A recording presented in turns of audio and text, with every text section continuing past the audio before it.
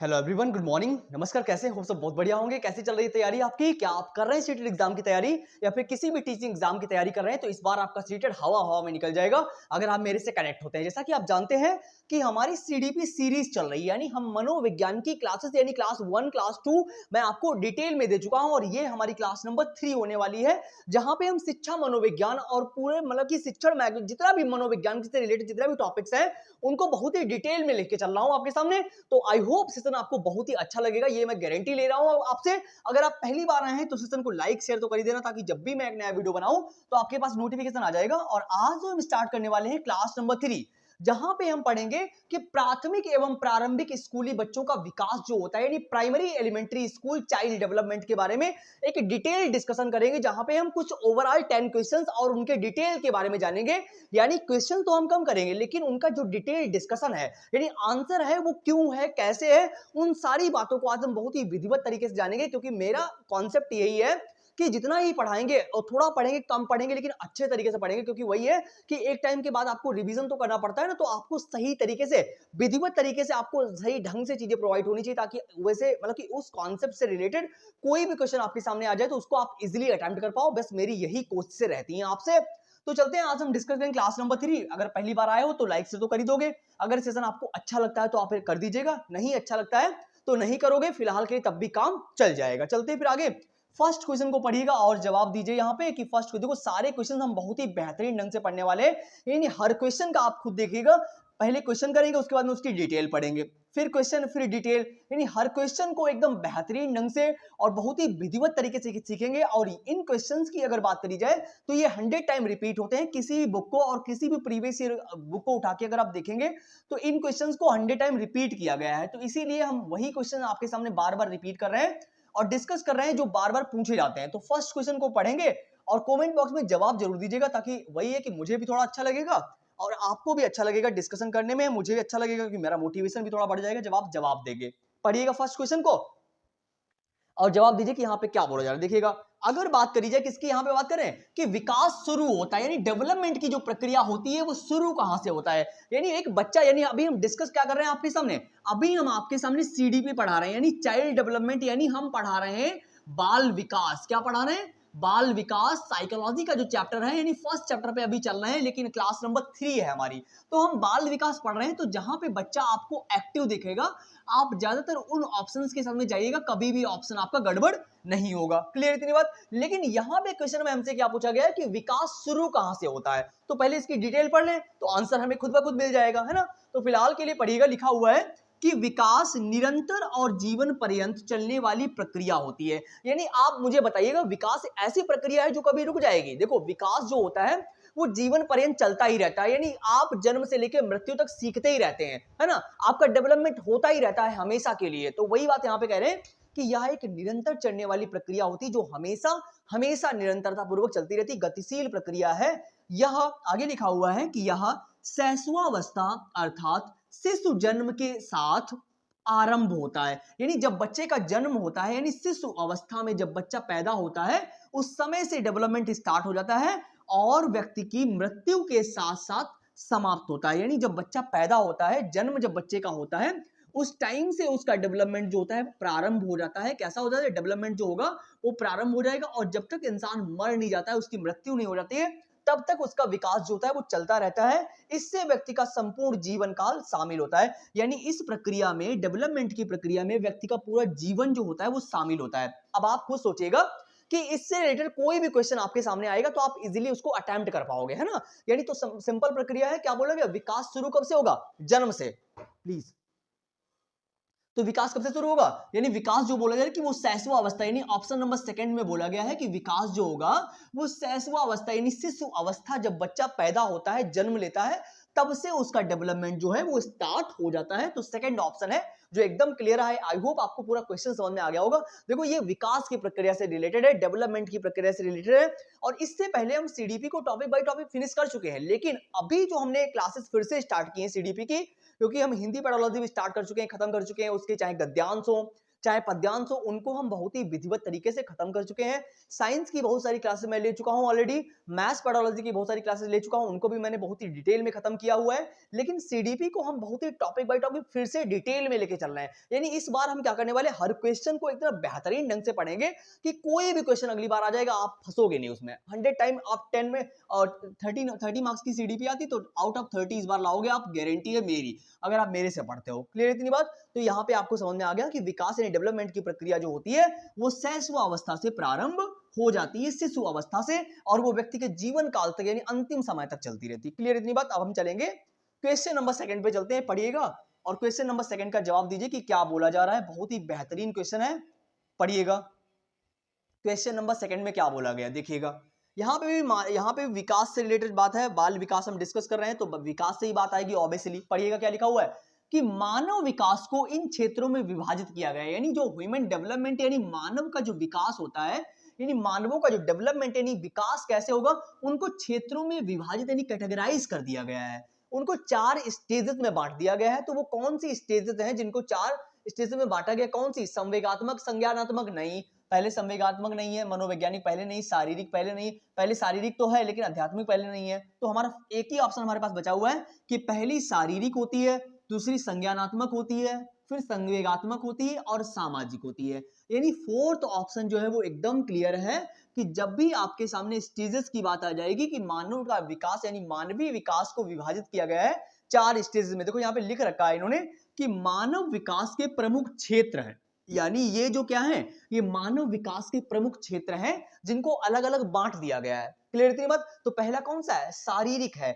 शारीरिक का मतलब पहला बौद्धिक, यानी बौद्धिक, आपकी बौद्धिक क्षमताएं कैसी हैं, आपका संज्ञान कैसा है, आप किस तरीके से सोचते हो, समझते हो, कैसे आप प्रॉब्लम सॉल्विंग करते हो, कैसे आप अंडरस्टैंड करते हो किसी भी प्रॉब्लम को, कैसे भी किसी भी समस्या को किस तरीके से आप समझते हो, तो वो हो गया संज्ञान आपका कैसा होता है। संवेगात्मक यानी भावात्मक, यानी आपकी फीलिंग्स कैसी हैं, आपके भाव कैसे हैं, हैं। आगे है नैतिक सौंदर्यात्मक, यानी आपके संस्कार कैसे हैं, नैतिक यानी मोरल डेवलपमेंट आपका कैसा है। और फिर उसके बाद में सामाजिक है, समाज में आप किस तरीके से रह रहे हो, यानी आप अपने समाज में रहते हो। जैसे वैगॉत्स्की एक नाम के साइंटिस्ट हुए हैं, एक साइंटिस्ट हुए हैं जिनका नाम है वैगॉत्स्की, और वैगॉत्स्की ने समाज को बहुत बड़ा रोल दिया है कि इन्होंने कल्चरल टूल को बहुत इंपॉर्टेंट दिया हुआ है कि जो समाज में इंसान रहता है तो वो इंटरैक्ट करके सीखता है, अनुकरण करके सीखता है। बच्चे जो होते हैं वो अपने आसपास के लोगों से, अपने माँ बाप से, अपने पेरेंट्स से, अपने यार दोस्त सबसे इंटरैक्ट करके सीखता है बच्चा। तो ये बात आपको समझ में आ गई। तो पहला शारीरिक हो जाएगा, दूसरा संज्ञानात्मक हो जाएगा,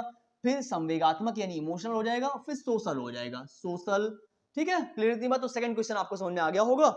अभी हम चलते हैं क्वेश्चन नंबर 3 पे, देखते हैं क्वेश्चन नंबर 3 में क्या बोला जा रहा है। बहुत ही बेहतरीन सेशन है आपके लिए, आई होप आपको अच्छा लग रहा हो। सेशन अच्छा लग रहा हो तो प्लीज लाइक शेयर तो कर ही देना यार, ताकि जब भी मैं एक नया वीडियो बनाऊं तो आपके पास नोटिफिकेशन आ जाएगा।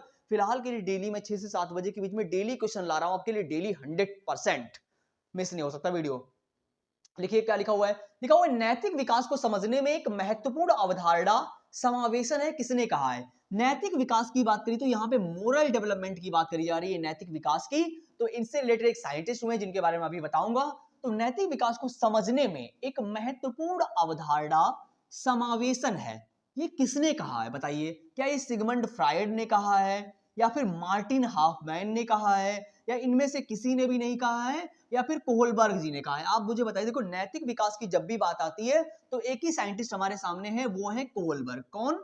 कोहलबर्ग, यानी फर्स्ट ऑप्शन जो है वो हमारा एकदम क्लियर है। इनके बारे में जान लेते हैं कि कोहलबर्ग कौन थे। देखो लिखा हुआ है कि कोहलबर्ग के अनुसार नैतिकता विकास की सार्थक समावेशन की समझ पैदा करती है। यानी नैतिक विकास के बारे में कोहलबर्ग नाम के साइंटिस्ट है जिन्होंने अपनी समझ को पैदा किया है, जो कि आंतरिक मानकों व सिद्धांतों द्वारा नियंत्रित होती है। क्लियर इतनी बात? तो जब भी कोहलबर्ग की बात आपके सामने आ जाएगी तो आप चले जाएंगे नैतिक विकास के साथ में, यानी जो मोरल डेवलपमेंट है इससे क्वेश्चन आना ही आना है। 100%, 110% क्वेश्चन ये आएगा ही आएगा। यानी मोरल डेवलपमेंट का एक क्वेश्चन तो आना ही आना है जो हमारे कोहलबर्ग से रिलेटेड है। इतनी बात क्लियर आपकी? तो थर्ड क्वेश्चन समझ में आ गया होगा। अभी हम चलते हैं 4th क्वेश्चन पे, देखते हैं हमारा 4th क्वेश्चन क्या कह रहा है। थोड़ा आगे बढ़ने की कोशिश करेंगे, पढ़िएगा 4th क्वेश्चन और जवाब देने की। देखिए आप जवाब देते रहिए कमेंट बॉक्स में, और कहां पे आपको डाउट रह गया है, किस क्वेश्चन में आपको डाउट रह गया है वो आप कमेंट बॉक्स में बताइएगा। हम आपके सारे डाउट्स को क्लियर करने की कोशिश करेंगे 110%। क्लियर इतनी बात? और आप कमेंट करिए कि किस टॉपिक पे आपको वीडियो चाहिएगा, मैं उस टॉपिक पे आज ही वीडियो बनाने की कोशिश करूंगा। फिलहाल के लिए जो नेक्स्ट वीडियो हमारी आएगी वो डेमो क्लास पे आएगी। अगर आप प्राइवेट टीचर बनना चाह रहे हैं, किसी प्राइवेट स्कूल में डेमो तक देने के लिए जा रहे हैं, तो हम केमिस्ट्री की एक क्लास लेके आएंगे जहां पे हम बताएंगे आपको कि किस तरीके से आपको रसायन विज्ञान का एक टॉपिक प्रिपेयर कराऊंगा, जहां पे मैं बहुत ही विधिवत तरीके से बताऊंगा कि आपको क्लास में कैसे जाना है, कैसे इंटरेक्ट करना है बच्चों से, कैसे बोलना है, कैसे इंग्लिश में बात करनी है, क्या करना है, मैं पूरा शेड्यूल बताने वाला हूं नेक्स्ट वीडियो में। तो अगर आप टीचर बनना चाहते हैं, किसी प्राइवेट स्कूल में डेमो देना चाहते हैं, तो आप उस वीडियो को जरूर देखने आइएगा, ताकि मेरा भी इंटरेस्ट बढ़ेगा अगर आप वीडियो देखेंगे और कमेंट करिएगा आपको सेशन कैसा लगेगा। चलिए फिलहाल के लिए आगे बढ़ते हैं कि हमारा फोर्थ क्वेश्चन क्या कह रहा है। देखिए लिखा हुआ है कि बाल विकास की किस अवस्था में बालक का आकर्षण विषम लिंगी के प्रति अधिक हो जाता है। यानी बाल विकास की ऐसी कौन सी अवस्था है जहां पे बच्चे जो बालक होते हैं उनका आकर्षण विषम लिंगी के प्रति अधिक हो जाता है, यानी लड़कियों का अट्रैक्शन लड़कों के प्रति और लड़कों का अट्रैक्शन लड़कियों के प्रति किस टाइम पे हो जाता है, कौन सी अवस्था है, यानी बालकों की कौन सी बाल विकास में ऐसी अवस्था होती है। क्या वो शैशव अवस्था है, क्या बच्चा पैदा होगा उसका अट्रैक्शन बढ़ने लगेगा? यार ऐसा तो नहीं होगा है। तो यहाँ पे क्या बोले शिशु अवस्था, तो शिशु अवस्था ऐसी नहीं होती कि बच्चा पैदा होगा उसका अट्रैक्शन बढ़ जाएगा विपरीत लिंगी के प्रति, ऐसा नहीं होगा। बाल्य अवस्था बचपन में ऐसा होता है? बचपन में ऐसा हो जाएगा क्या? किशोरावस्था में होता है कि प्रौढ़ावस्था में होता है? तो एक ही बात है, किशोरावस्था जो होती है जहां पे बच्चों का अट्रैक्शन विपरीत लिंगी के प्रति हो जाता है, यानी जो हाँ, तो यहाँ पे पढ़ लेते किशोरावस्था के बारे में क्या लिखा हुआ कि किशोरावस्था तथा समायोजन का वह समय है जो बचपन तथा प्रौढ़ अवस्था में अंतराकालीन समय होता है। किशोर किशोरियों की में इसी अवस्था में एक दूसरे के प्रति आकर्षण उत्पन्न होता है। क्लियर इतनी बात? तो ये क्वेश्चन आपको समझाने की बात है नहीं, समझ में आ ही गया होगा ऑब्वियसली, इतने तो आप समझदार हैं ही, एज अ टीचर बनने की तैयारी कर रहे हो तो इतनी बात तो आपको समझ में आ रही होगी कि किशोरावस्था में ऐसा होता है जहां पे बच्चे यानी बालक और बालिकाओं में बहुत सारे डिफरेंसेस, बहुत सारे चेंजेस होते हैं। क्लियर इतनी बात? चलते हैं फिर आगे पढ़ते हैं, आगे क्वेश्चन नंबर 5 पे देखते हैं क्या बोला जा रहा है। क्वेश्चन नंबर 5 में अभी हम पढ़ रहे हैं साइकोलॉजी।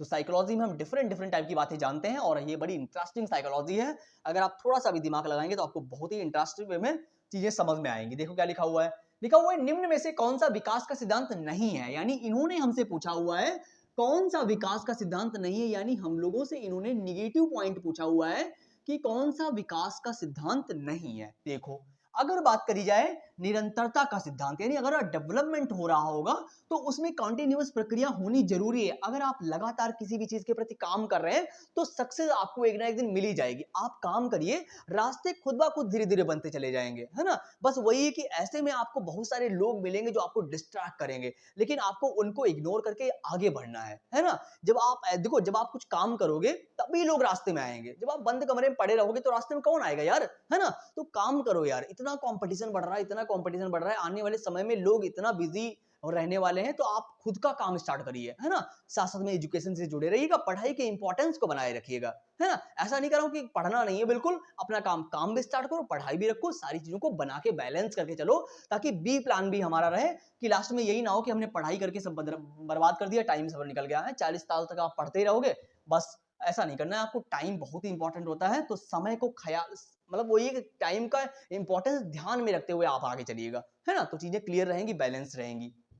आगे लिखा हुआ है कि विभिन्नता का सिद्धांत, बिल्कुल सही बात है, डिफरेंट टाइप की चीजें होंगी जीवन में, एकीकरण का सिद्धांत बिल्कुल सही बात है, लेकिन यहाँ पे एक ही नेगेटिव पॉइंट दिया गया है, विशिष्ट से सामान्य की क्रियाओं का सिद्धांत। अच्छा ये बताओ कि आप जो होते हैं किसी भी चीज को छोटी सरल तरीके से पढ़ते हो, फिर धीरे धीरे उसका लेवल बढ़ाते हो जाते हो। ऐसा थोड़ी नहीं कि शुरुआत में आप विशिष्ट चीजें पढ़ लोगे, यानी कठिन चीजें आपको पहले पढ़ा दी जाए, फिर धीरे धीरे बाद में आप सरल करोगे। यानी शुरुआत में आपको सरल से, हमारा सिद्धांत क्या होता है, सरल से जटिल की ओर जाओगे आप। कैसे? सरल से जटिल की ओर, यानी धीरे धीरे पहले आप सरल चीजें पढ़ोगे, फिर कठिन चीजें पढ़ोगे, तो ये हमारा सिद्धांत है। तो यही निगेटिव पॉइंट है, तो ए ऑप्शन हमारा जो है वही एकदम क्लियर है। चलिएगा अब आगे पढ़ते हो क्या बोला इन्होंने, लिखा हुआ है कि सामान्य से विशिष्ट की ओर का सिद्धांत चिंतन तर्क से संबंध। देखो यहाँ पे सिंपल बोल दिया गया कि पहले आप सामान्य चीजें पढ़ते हो और फिर आप जटिल चीजें पढ़ते हो यानी विशिष्ट चीजें पढ़ते हो कि और सिद्धांत चिंतन तर्क से संबंधित है। आगे देखो लिखा हुआ है कि बालक पहले सामान्य वस्तुएं और बाद में विशिष्ट या विशेष बातें सीखता है। बिल्कुल सही बात करिए कि बच्चा जो होता है शुरुआत में पहले वो छोटी छोटी चीजों को सीखता है ना, फिर धीरे धीरे उसके बाद में क्या बड़ी बड़ी विशिष्ट वस्तुओं को सीखता है। देखो ये तो वही बात हो गई, दो विधियां मैं आपको सिखा चुका हूं, एक आगमन विधि और एक निगमन विधि। तो आगमन विधि और निगमन विधि में बहुत ही बढ़िया तरीके से आपको समझा चुका हूं कि इनमें क्या बात बोली गई थी। देखो मैं फिर से एक बार बता दूं आपको कि आगमन विधि का मतलब क्या है और निगमन विधि का मतलब क्या है। देखो आगमन का मतलब ये है और निगमन का मतलब क्या है, इनका दोनों का मतलब समझ। निगमन, एक मिनट, निगमन का मतलब क्या है और आगमन का मतलब क्या है। देखिए निगमन का मतलब क्या है कि पहले जब आप कुछ रूल बताते हो यानी बच्चे को पहले आप रूल टू एग्जांपल लेके जाओगे, यानी सबसे पहले बच्चे को आप डेफिनेशन बता रहे हो फिर उसके बाद में बच्चे को आप एग्जांपल सिखा रहे हो, तो वो निगमन मेथड यानी डिडक्टिव मेथड होता है। इसको इंग्लिश में क्या बोलते हैं, डिडक्टिव मेथड बोलते हैं। क्या बोलते हैं, डिडक्टिव मेथड बोलते हैं। इससे भी क्वेश्चन आना ही आना है 110%। आगे देखो इंडक्टिव मेथड का मतलब क्या होता है, पहले आप एग्जांपल बताते हो फिर आप धीरे धीरे रूल पे ले जाते हो, तो ये हमारा इंडक्टिव मेथड होता है। कौन सा, इंडक्टिव मेथड होता है, जिसके बारे में भी क्वेश्चन आना है। तो ये बात आपको क्लियर हो गई होगी। तो वही बात है यहाँ पे कि पहले आप सामान्य वस्तुएं सिखाते हो फिर उसके बाद में विशिष्ट बातें बच्चे को सिखाते हो। उदाहरण के लिए शब्दावली का निर्माण करने में बालक पहले सामान्य शब्द सीखता है और बाद में कठिन कठिन वर्णों को सीखता रहता है। तो ये बात आपको समझ में आ गई होगी। बहुत ही इंटरेस्टिंग वे में बातें बताई हुई हैं कि धीरे धीरे पहले आप देखो एज अ टीचर आप एक नॉर्मल बात को समझ सकते हो कि पहले आप सरल चीजों को पढ़ोगे है ना, फिर धीरे धीरे अपना लेवल बढ़ाते हुए चले जाओगे, एक समय के बाद आपको सक्सेस मिल ही जाएगी। क्लियर इतनी बात। अब आगे चलते हैं क्वेश्चन नंबर 6 को जब पढ़ेंगे, देखते हैं क्वेश्चन नंबर 6 में क्या बोला गया है। पढ़िएगा और जवाब दीजिए कि क्वेश्चन नंबर 6 में क्या बोला गया है। देखिएगा बहुत ही आसान क्वेश्चन है, एकदम बढ़िया सा क्वेश्चन है। बताइएगा इसका कमेंट बॉक्स में जवाब क्या होगा। देखिएगा लिखा हुआ है प्याजे के अनुसार। अब प्याजे के बारे में पहले जान लेते हैं कि प्याजे कौन थे। देखो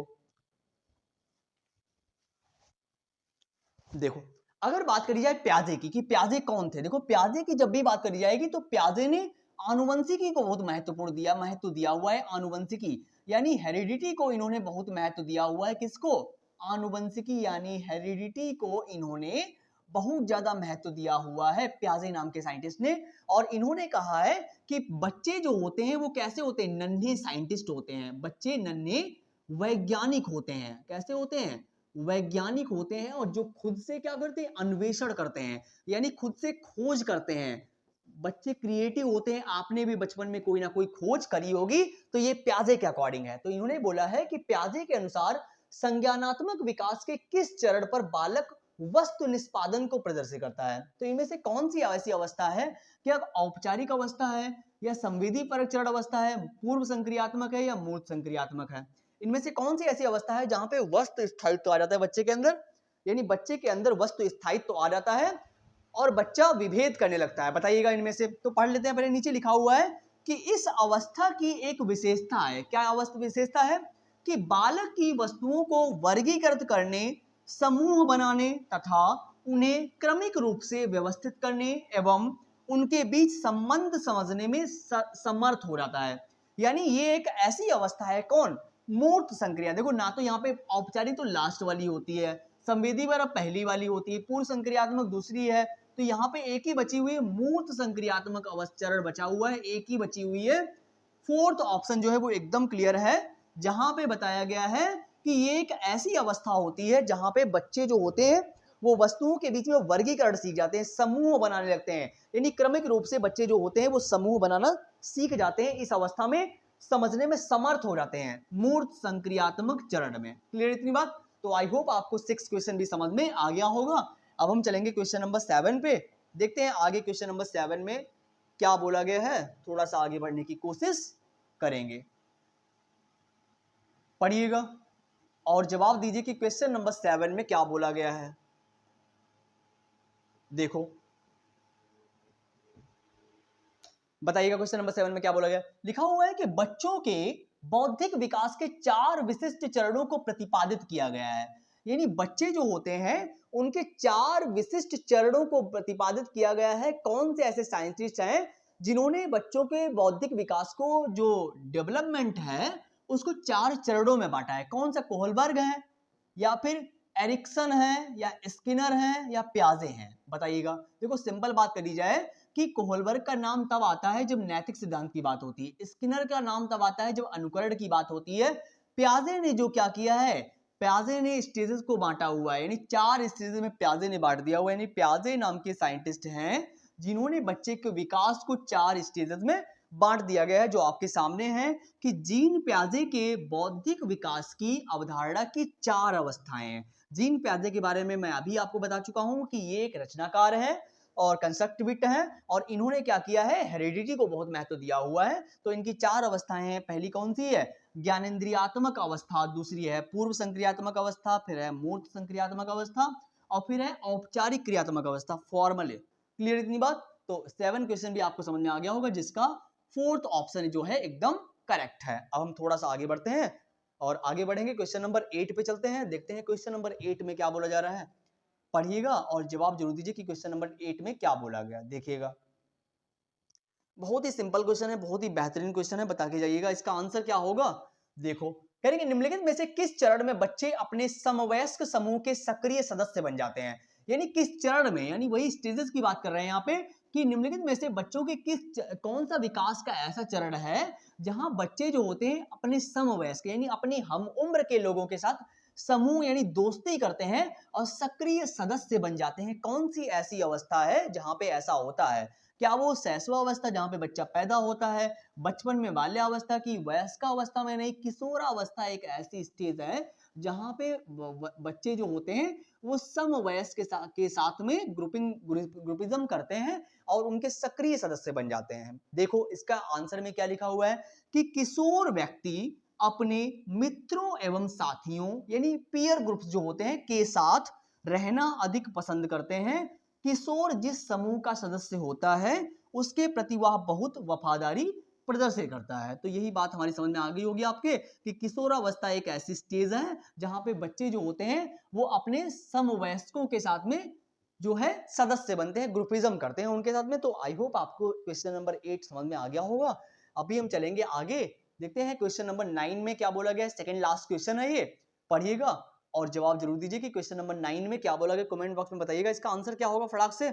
देखो क्या लिखा हुआ है, क्या लिखा हुआ है, विकास को साकार करने वाले पर्यावरणीय कारक निम्नलिखित में से किसके अलावा सभी शामिल हैं। देखो यहाँ पे यानी विकास यानी जो डेवलपमेंट है को साकार करने वाले पर्यावरणीय कारक जो इन्वायरमेंटल फैक्ट्स होते हैं, कारक जो होते हैं वो निम्नलिखित में से किसके अलावा सभी शामिल है। कौन सा निगेटिव पॉइंट अलावा पूछा गया है। देखो संस्कृति है तो पर्यावरण में ठीक है, शिक्षा की गुणवत्ता भी ठीक है, पोषण की गुणवत्ता भी, खाओ पियोगे तभी तो जीवन में रह पाओगे, शारीरिक शोषण, क्या लिखा हुआ है, शारीरिक शोषण, ये एक ऐसी अवस्था है जो जिसके अलावा जो होता है विकास को साकार करने वाले पर्यावरणीय कारक शामिल हैं। तो इसके बारे में जान लेते हैं। लिखा हुआ है कि वंशानुगत यानी आनुवंशिकी एवं पर्यावरणीय कारक संस्कृति, शिक्षा एवं पोषण की गुणवत्ता विकास को प्रभावित करने वाले कारक है। यानी देखो हमारा जो डेवलपमेंट है यानी जो हमारा विकास हो रहा है, एक बच्चे का विकास है तो उसमें संस्कृति यानी उसमें संस्कार होने चाहिए, है ना, उसमें संस्कार होंगे तभी तो जीवन में अपने समाज में रह पाएगा। शारीरिक शिक्षा की गुणवत्ता, वो बच्चा एजुकेटेड है कि नहीं है, ये बात बहुत इंपॉर्टेंट है कि बच्चा पढ़ा लिखा है कि नहीं है। पोषण की गुणवत्ता, खाना पीना जीवन में खाया है कि नहीं है। तो ये 3 चीजें हमारे लिए बहुत ज्यादा इंपॉर्टेंट है। केवल एक ही शारीरिक शोषण जो है वो एक कारक नहीं है। लिखा हुआ है शारीरिक शोषण वंशानुगत कारक है जो विकास को प्रभावित नहीं करता है। देखो ये एक ऐसा कारक है जो वंशानुगत कारक है। कैसा? वंशानुगत कारक है जो विकास को प्रभावित नहीं करता है। तो क्लियर इतनी बात। तो 9 क्वेश्चन भी आपको समझ में आ गया होगा। अभी हम चलेंगे आगे क्वेश्चन नंबर 10 पे। देखते हैं हमारा लास्ट क्वेश्चन क्या कह रहा है, पढ़िएगा और फटाक से इसको जवाब दीजिए कि क्वेश्चन नंबर 10 में क्या बोला गया है। पढ़िएगा और बताइए मुझे कमेंट बॉक्स में इसका आंसर क्या होगा।